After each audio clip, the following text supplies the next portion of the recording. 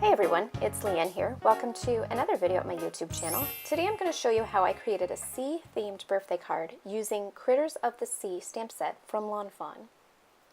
So to begin, I'm coloring in my critters, and I'm using B00 as the base for my little octopus. I know he could usually be a red or a purple as well. I thought that with the colors that I was planning for my other critters, that a blue would be really good for him. Now I've taken B04 and I'm doing a tip-to-tip coloring for the shadows.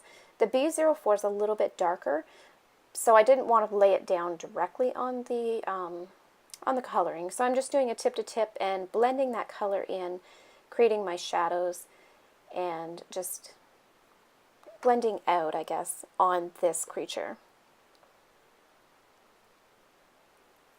So once I have all the shadows laid down for him, I'm going to move on to the turtle. For the crevices between his shell blocks, I'm using YG95, and then I'm using G99 for the shadows. And so for the shadows on this, I'm just bringing them up from the outer edges towards the center, just trying to follow the curvature of the shell, where the highest point would be in the middle, so that would be the lightest color. And I'll use that same principle when I color in the shell blocks as well. So I'm laying down YG09 lettuce green for the base color, and that's more of a brighter green, and it really offsets from the crevices between the shell blocks.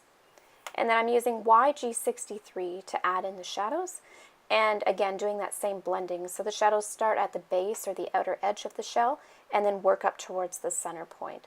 And for the center shell, I decided to make my highlight coming from more of the top, and so I created the shadow along the bottom of the center shell.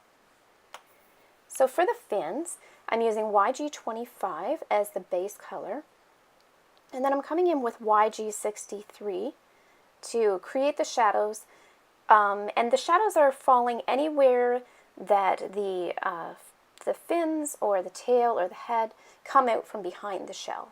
So imagining a turtle has a shell and it's a little bit higher off from his body. When you're looking down on it, you would have those shadows around where those points connect. So I'm creating all my shadows from there. With the head, I was careful to make it a little bit lighter too. I didn't want to put too much shadow on the head because I want that face to be super bright. So for the little sea snail, or seashell, I guess, I used V06 as the base, and then RV69 as my shadow color. RV69 is a pretty dark color, but it blends really nicely with the V06 if you blend it quickly before the ink dries, and just do a wash of that lighter purple just to blend those out. Now for my crab, I wanted to do him in a pink as well, just a brighter pink to help add some color throughout the scene here. So I'm using RV13 and RV04. Now when I did those, I found that the shadow wasn't dark enough using RV04, so I went back in with RV17. And I just touched up along the base and then blended that out with my lightest pink once again. And then to tie the colors all together, I'm using the colors the RV69 that I used from the shell to bring into this, to his little snail shell. And for him, for my little crab, I am making him E00 and E11. And then again, I found the shadows weren't really that pronounced, so I came back in with E13 and just touched up those shadow areas. For my seahorse, I decided to do him pink as well, in a bright pink though. So I'm using RV13 and RV04, which matches the colors I used on the crab shell. So it ties those elements in together. So I'm just adding the shadows with the RV04. And again, that wasn't a dark color for shadows. So I did come back in after with my RV69 and just directly added a little touch of shadow into those areas and then blended that out again with my lightest pink when I was done adding those. Now for the plants, I'm using the same color that I used with the turtle. So I'm using YG25 and YG63 as the shadows. Now by adding and using colors that I've used on other elements, they don't have to be exactly the same color, but just bringing in some of those Copic colors throughout really creates a harmony with all my elements and ties them all together. So everything's not a single color, because when it is, it creates a spot color and it becomes a distraction visually. So it's good to balance those out. So with the little fish, I'm doing RV00 and RV13. Now my goldfish got a little out of focus, but I'm using Y13 and Y35. Once I was done coloring my critters, I came back in with a white Jelly Roll pen, and I just added some highlight lines just to create a more bubbly, toy plastic looking effect, just to really brighten up those creatures, because I thought they were so cute and very cartoony, I guess. So I wanted those to really play off with that shape and that coloring. So I added this white highlight on all of them. So I'm just going through here, and I've kept in all the little parts of the video so you guys can see where I'm adding those highlights. And again, I'm assuming that my light is coming from the upper right, more towards the center, or upper right side. So northeast, I guess. And so using that as sort of the base of the lighting, I'm creating these lines and highlight lines based on that direction of the sun. Sometimes it's a little tricky too to decide where you want to lay your highlights, but I found that these areas worked best. So once I had those in place, I set them aside and I went on to work on the border of my card. I'm creating the shaker card with this, so I used a shaker card window. I purchased some Avery clear plastic sheet protectors, and I used that as my card window, and it seemed to work pretty well. I made sure to cut it just a little bit smaller than what my border frame would be, and my border frame is about 1/4 inch all the way around on an A2 card, so creating a 1/2 inch less on the two sides on the measurement. Now I've used 3M foam tape to add so I can create some height to my window so that the shaker elements can run around in the background. So I doubled that up and put that on the outside edges. Now here I'm just deciding where I want to place my elements and where I want the water dyes to occur, and I'm just double checking that with my window. Now when I did that, I found that all my elements were sort of too close to the edge. When you put the window on, I wanted them more towards the center. So I just moved those in a little bit, and just to check the positioning. Now for my water background, I cut out the colors of cardstock that I wanted to use based on the height of the water levels. So my first one is going to be a full coverage. My second one is going to be that top water line that you see. So I have enough cardstock cut behind that to measure that much. And so I went through and just marked where my water lines were resting on my cardstock as well, where I had decided to place them, just to keep a track of those. I find it helps too if once you have your elements all laid down, if you take a picture with your smartphone or something you can keep a quick snap of, and then you can reference back to that after as you're building. So once I had my characters laid out, I did take a picture with my iPhone so that I could keep going back to that, because I had so many elements. I wanted to make sure where I had put them all was exactly where I put them after.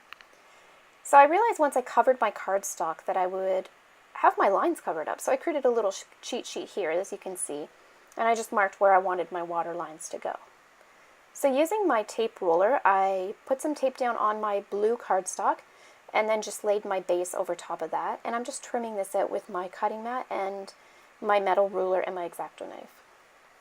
So I have a nice even coverage on the back to start with. And here I have all of my cardstock die cut with my different water lines and my different levels. So I have my cheat sheet at the side there, and I'm just making sure that I keep the same heights on my water lines as I go through each one.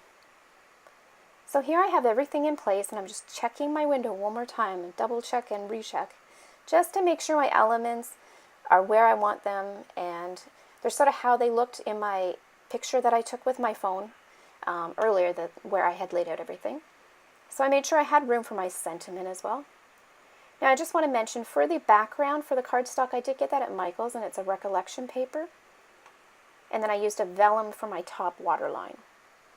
I used the Happy Birthday sentiment from the Lovable Legends stamp set. I found my Happy didn't stamp very well, so I came back in with my micron pen and just went over that. I'm checking my elements one more time just to make sure they're all in good spots and where I want them to be. Once I had them all placed, I went one by one and added white glue or craft glue onto the back of those and adhered them down onto the seam. Because this is a shaker card, I wanted to make sure that all of my elements were flush on the background and nothing was popping up with foam tape. Normally it would be cute to add foam tape with these, especially with the different ocean levels. If it wasn't making a shaker card, I would have done that. But I wanted to try my first shaker cards, so I put them all flat on the back so that they would be nestled in good and no sequins or elements would stick behind them. When I had everything in place, I came in with my Wink Estella pen in clear, and I just added some glitter around on the different elements. Some parts that I thought that might be shiny or create more glitter. So I'm just adding that in certain spots here and there. And once again, I'm checking my shaker card, my frame, to make sure it's all good. Everything looks good and it's in place, so it's time to put my elements in for my shaker. I got all of my elements, well, these ones I got at Michael's, so I got Recollection. This mixture was really cute of these sequins, so I picked that up. I think it was around $7 with a coupon. I went to the dollar store as well, and I got some sequins, and I got a glass bead set for making necklaces and stuff, but I thought that the beads would be a nice addition to my shaker card. Now I put some glitter in as well, which the glitter was pretty, but on hindsight I'd like to try another card without the glitter. I found that the glitter sticks to the window, the shaker window, and it's a little bit distracting. Now I'm just putting my shaker frame down, now that I have all of my elements in place. Once I did get this down, I realized I sort of overdid it on the shaker items. So you can see it covers up a lot of the bottom, and that was not really what I wanted to have. So I very gently lifted the corner of my shaker frame and just tipped some of those out. They were all mixed together anyway, so it was still a nice mixture that I had, and I'll keep that extra for another card. And I found once I took some out, they felt better, and it wasn't so full. So once I had that done, I decided that my frame wasn't really popping enough. I thought the white would be nice, but it felt like it was unfinished. So I came back in with my dauber and my color box ink pad in the shade Robin's Egg, and I just went and brushed around the edges to color it up a little bit, and I think that helped add a little bit more finishing touch to the scene. And this is my shaker card. So there you have it. I hope you guys enjoyed this video. If you did, please give it a thumbs up and be sure to subscribe so you're notified as I post more videos. And I have another card video for you to watch as well, a baby boy shower themed card. If you'd like to take a look, you can click on the video or I'll put the link in the description below. Thanks for watching.